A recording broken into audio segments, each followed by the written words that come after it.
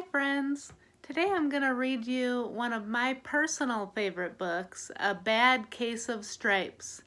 This book is written and illustrated by David Shannon. That means that he not only wrote the book, but he drew the pictures and illustrated the book as well. David Shannon, I consider him brilliant. A Bad Case of Stripes. Before we get into the book, I'm going to introduce a few words that you might not know as I read them. The first word is fretting. If you're fretting about something, you're worrying about it. So I'm fretting about what to wear today. That means I'm worrying about what I'm going to wear today. The next word is contagious. If something's contagious, that means that it's easily passed on to other people. If you go to school with a cold and you cough on someone or shake their hand and you don't wash your hands, that means that you're gonna maybe pass that cold on to your friend or neighbor that you shook their hand. Another word is specialist. A specialist is someone who is highly trained in a skill, and expert. Experts are highly trained as well, and they know a lot about a certain skill.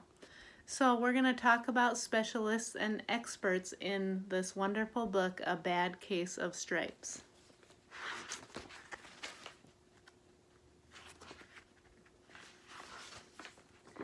Camilla Cream loved lima beans, but she never ate them. All of her friends hated lima beans, and she wanted to fit in. Camilla was always worried about what other people thought of her. Today, she was fretting even more than usual. It was the first day of school, and she could not decide what to wear. There were so many people to impress. She tried on 42 outfits, but none seemed quite right. She put on a pretty red dress and looked in the mirror. Then she screamed, "Ah!"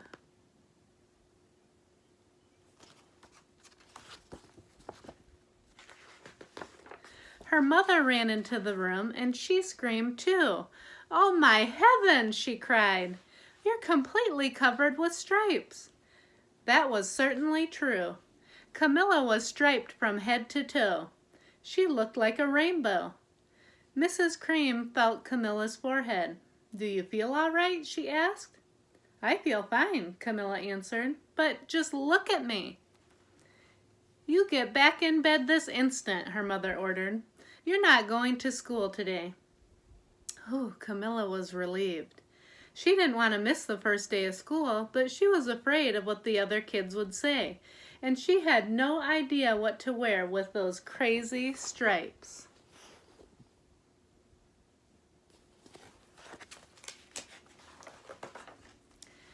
That afternoon, Dr. Bumble came to examine Camilla. "Most extraordinary," he exclaimed. "I've never seen anything like it. Are you having any coughing, sneezing, runny nose, aches, pains, chills, hot flashes, dizziness, drowsiness, shortness of breath, or uncontrollable twitching?" "No," Camilla told him. "I feel fine." "Well then," Dr. Bumble said, turning to Mrs. Cream, "I don't see any reason why she shouldn't go to school tomorrow. Here's some ointment that should help clear up those stripes in a few days. If it doesn't, you know where to reach me." And off he went.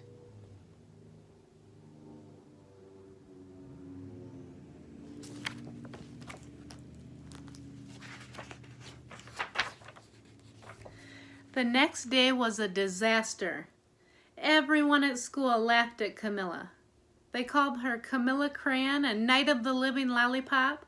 She tried her best to act as if everything were normal, but when the class said the Pledge of Allegiance, her stripes turned red, white, and blue, and she broke out in stars. Have you ever had a time at school where everyone was laughing at you and you just didn't feel like you fit in? How do you think Camilla was feeling today? I think maybe she was a little sad that everyone was laughing at her. The other kids thought this was great. One yelled out, "Let's see some purple polka dots." Sure enough, Camilla turned all purple polka dotty. Someone else shouted, "Checkerboard!" and a pattern of squares covered her skin. Soon everyone was calling out different shapes and colors, and poor Camilla was changing faster than you can change channels on a TV. When I read this page, I feel sad because I see all the kids around her laughing, and they think it's funny, but poor Camilla's hurting inside just because she's a little different. That night, Mr. Harms, the school principal, called. "I'm sorry, Mrs. Cream," he said. "I'm going to have to ask you to keep Camilla home from school. She's just too much of a distraction, and I've been getting calls from the other parents. They're afraid those stripes might be contagious." Camilla was so embarrassed. She couldn't believe that 2 days ago everyone liked her. Now nobody wanted to be in the same room with her. Her father tried to make her feel better. "Is there anything I can get you, sweetheart?" he asked. "No, thank you," sighed Camilla. What she really wanted was a nice plate of lima beans, but she had been laughed at enough for one day.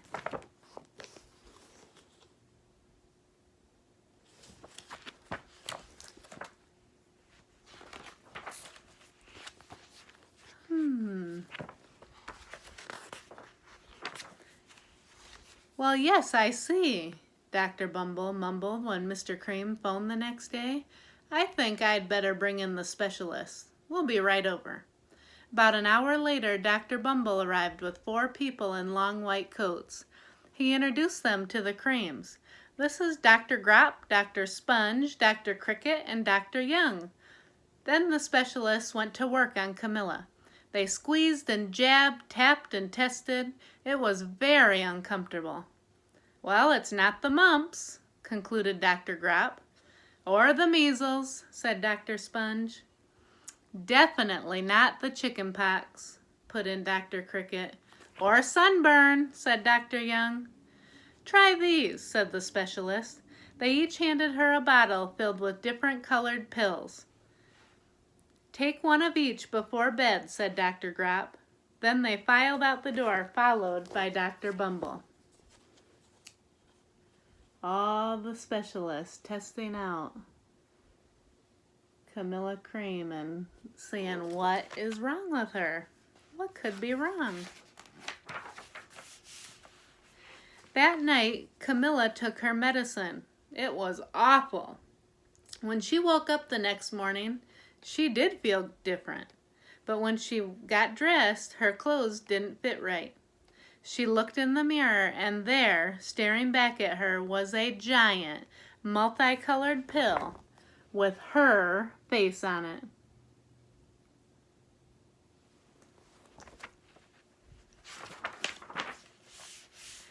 Dr. Bumble rushed over as soon as Mrs. Cream called, but this time, instead of the specialists, he brought the experts.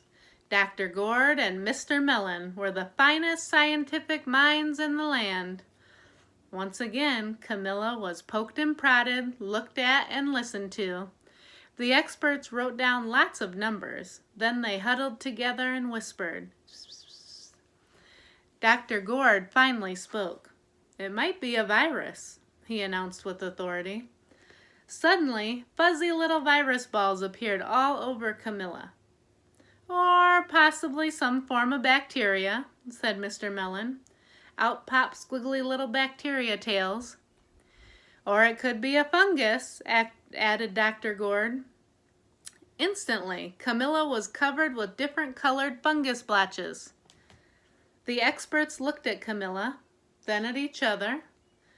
"We need to go over these numbers again back at the lab," Dr. Gourd explained.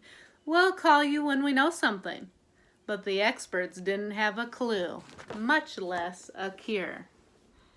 I like in this picture how we can see the fuzzy little virus balls, the bacteria tails, and the fungus blotches all over.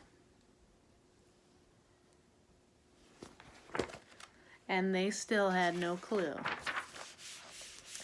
By now, the TV news had found out about Camilla.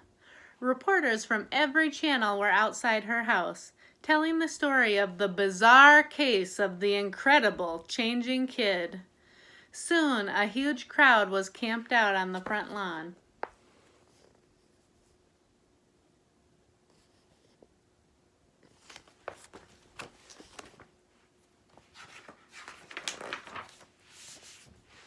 The Creams were swamped with all kinds of remedies from psychologists, allergists, herbalists, nutritionists, psychics, an old medicine man, a guru, and even a veterinarian. Each so-called cure only added to poor Camilla's strange appearance, until it was hard to even recognize her. She sprouted roots and berries and crystals and feathers and a long furry tail, but nothing worked.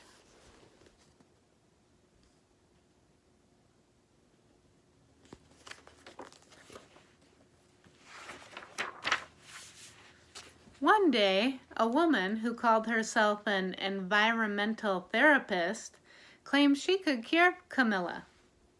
"Close your eyes," she said. "Breathe deeply and become one with the room." "I wish you hadn't said that," Camilla groaned. Slowly, she started to melt into the walls of her room.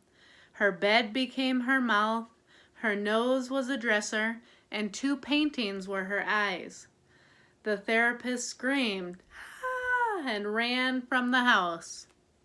"What are we going to do?" cried Mrs. Cream. "It just keeps getting worse and worse," she began to sob. Can you see Camilla's mouth as the bed? The 2 paintings as her eyes, and the dresser as her nose, and even her bow in her hair.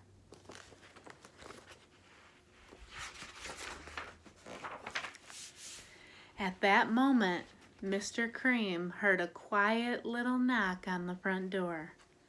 He opened it, and there stood an old woman who was just as plump and sweet as a strawberry. "Excuse me," she said brightly, "but I think I can help."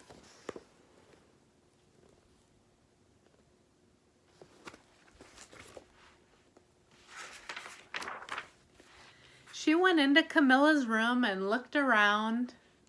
"My goodness," she said with a shake of her head. "What we have here is a bad case of stripes. One of the worst I've ever seen." She pulled a container of small green beans from her bag. "Here," she said, "these might do the trick." "Are those magic beans?" asked Mrs. Cream. "Oh my, no," replied the kind old woman. "There's no such thing. These are just plain old lima beans. I'll bet you'd like some, wouldn't you?" she asked Camilla. Oh, Camilla wanted a big, heaping plateful of lima beans more than just about anything, but she was still afraid to admit it. "Yuck," she said. "No one likes lima beans, especially me." "Oh dear," the old woman said sadly. "I guess I was wrong about you." She put the beans back in her bag and started toward the door. Camilla watched the old woman walk away. Those beans would taste so good, and being laughed at for eating them was nothing compared to what she'd been going through. She finally couldn't stand it. "Wait!" she cried. "The truth is, I really love lima beans." "I thought so," the old woman said with a smile. She took a handful of beans and popped them into Camilla's mouth. "Mmm," said Camilla.